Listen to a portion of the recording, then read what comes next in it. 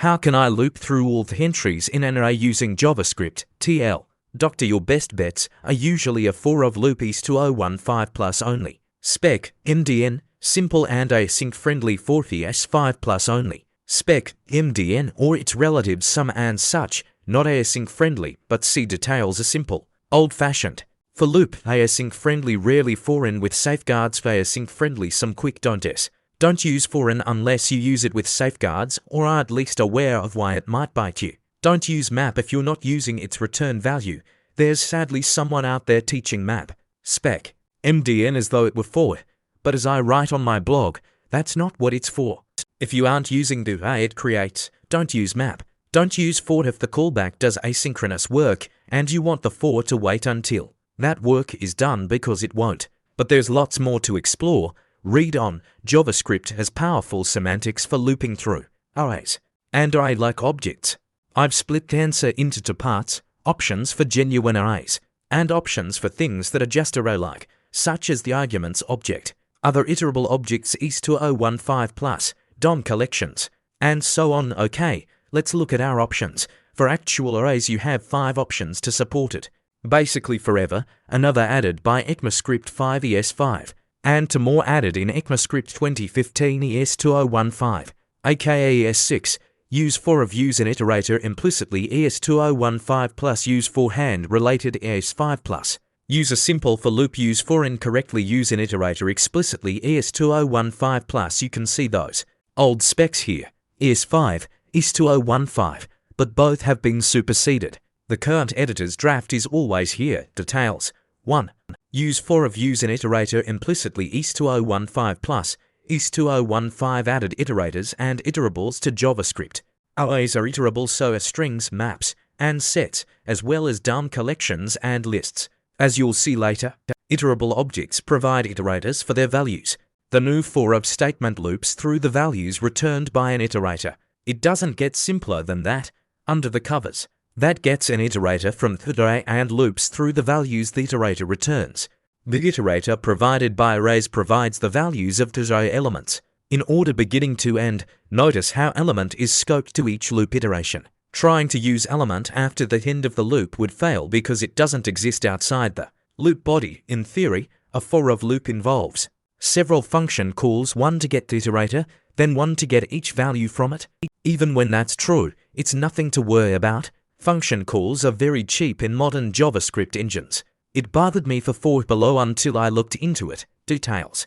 But additionally, JavaScript engines optimize those calls away in performance-critical code when dealing with native iterators for things like arrays. For of is entirely async friendly. If you need the work in a loop body to be done in series, not in parallel, an await in the loop body will wait for the promise to settle before continuing. Here's a silly example. Note how the words appear with a delay before each one. It's a matter of coding style, but for of is the first thing I reach for when looping through anything iterables too. Use for hand related in any even vaguely modern environment, so not A8 where you have access to the array features added by ES5. You can use for spec, MDN if you're only dealing with synchronous code or you don't need to wait for an asynchronous process to finish during the loop. For accepts a callback function and, optionally, a value to use as this when calling that callback not used above.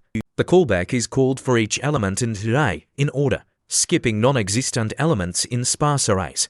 Although I only used one parameter above, the callback is called with 3 arguments: the element for that iteration, the index of that element, and a reference to the array you're iterating over in case your function doesn't already have it. Handy, like for of. For has the advantage that you don't have to declare indexing and value variables in the containing scope. In this case, they're supplied as arguments to the iteration function, and so nicely scoped to just that iteration. Unlike for of, for has the disadvantage that it doesn't understand async functions and await.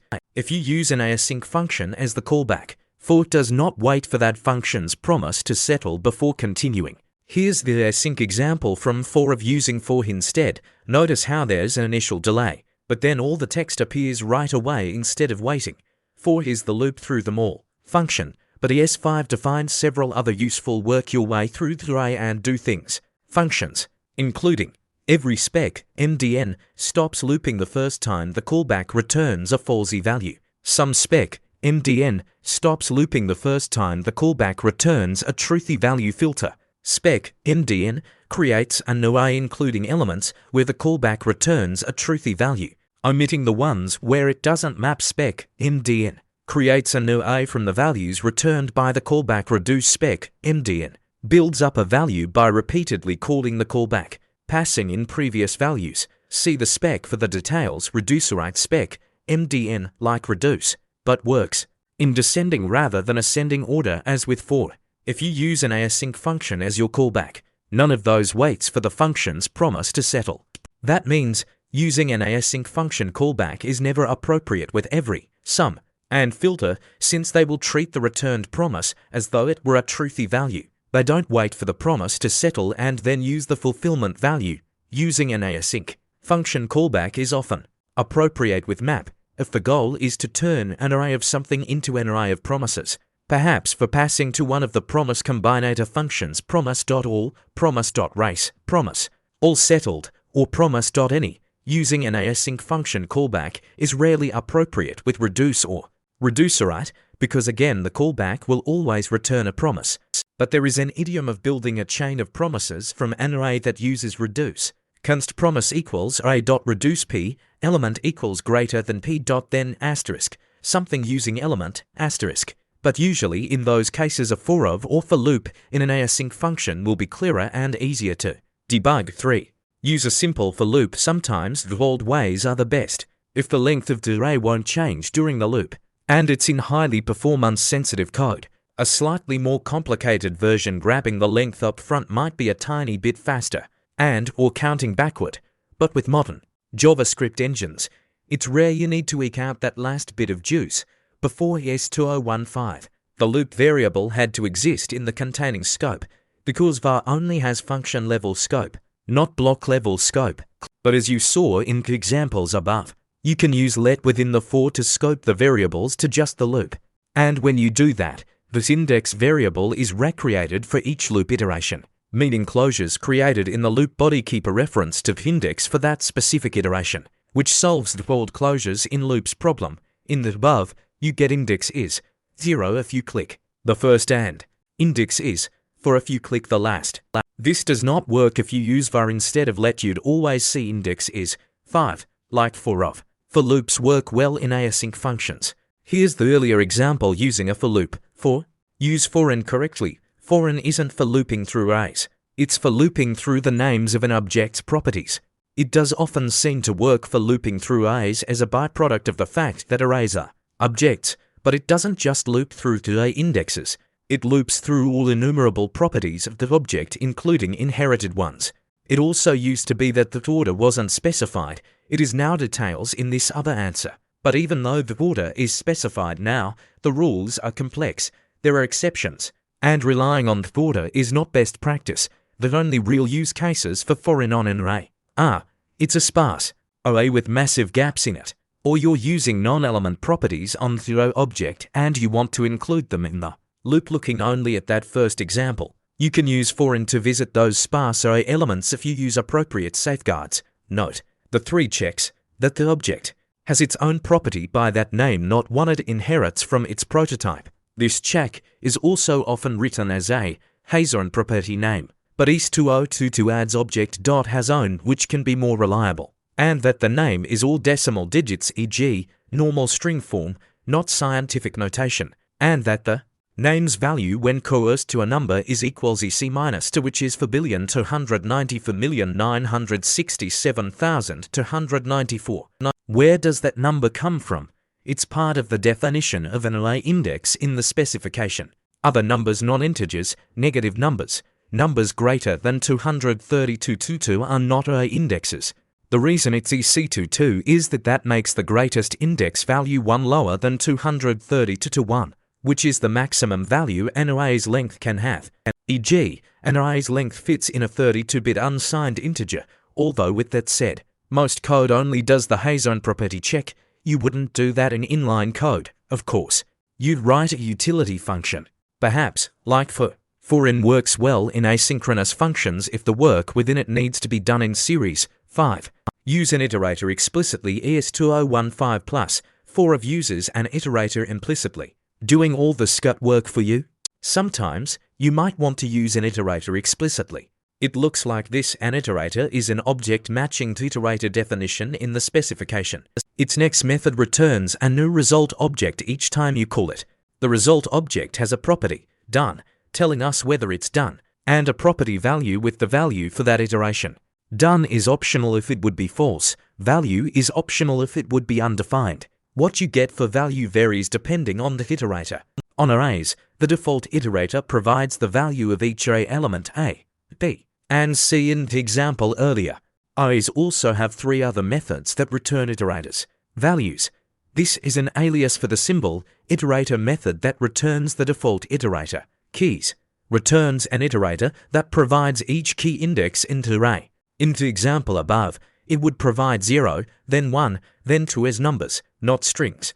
Also note that in a sparse array, it will include indexes for elements that don't exist. Entries. Returns an iterator that provides key value arrays. Since iterator objects don't advance until you call next, they work well in async function loops. Here's the earlier for of example using the iterator explicitly for array-like objects. Aside from true arrays, there are also array-like objects that have a length property and properties with all digits.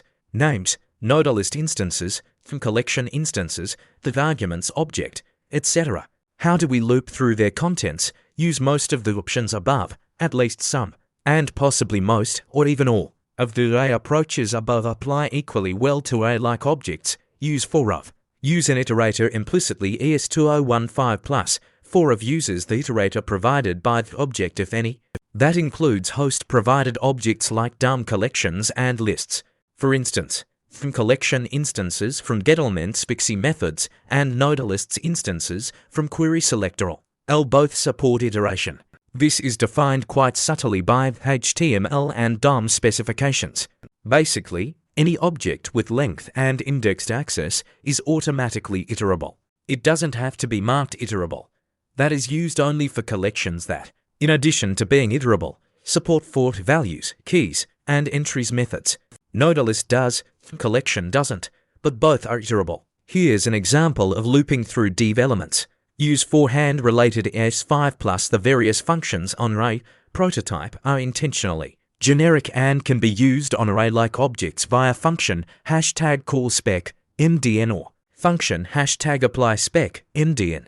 If you have to deal with A8 or earlier H, see the caveat for host-provided objects at the end of this answer. But it's not an issue with vaguely modern browsers. Suppose you wanted to use for HANA nodes child nodes collection which, being Anthem collection, doesn't have for natively.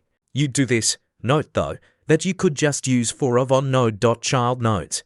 If you're going to do that a lot, you might want to grab a copy of the function reference into a variable for reuse. E.g., use a simple for loop. Perhaps obviously, a simple for loop works for array-like objects. Use an iterator explicitly ES2015 plus C number 1, you may be able to get away with foreign with safeguards. But with all of these more appropriate options, there's no reason to try. Create a true array. Other times, you may want to convert an array-like object into a true array. Doing that is surprisingly easy. Use array.from spec MDN ES2015 plus. But easily polyfield creates an array from an array-like object, optionally passing the entries through a mapping function first. So, takes the nodalist from querySelector and makes an array from it. The mapping function is handy if you were going to map the contents in some way. For instance, if you wanted to get an array of the tag names of the elements with a given class, use spread. Syntax. It's also possible to use ES2015 spread syntax, like for of. This uses the iterator provided by the object C number 1 in the previous section. So for instance, if we want to convert a nodalist into a true array, with spread syntax this becomes quite succinct. Use the slice method of arrays. We can use the slice method of arrays, which like the other methods mentioned above is intentionally generic and so can be used with array-like objects, like this. So for instance, if we want to convert a nodalist into a true array, we could do this. If you still have to handle A8H, will fail. A8 didn't let you use host-provided objects as this like that. Caveat for host-provided objects: if you use array prototype functions with host-provided array-like objects, for example, DOM collections and such provided by the browser rather than the JavaScript engine. Obsolete browsers like IA didn't necessarily handle that way, so if you have to support them, be sure to test in your target environments. But it's not an issue with vaguely modern browsers. For non-browser environments, naturally it'll depend on the environment.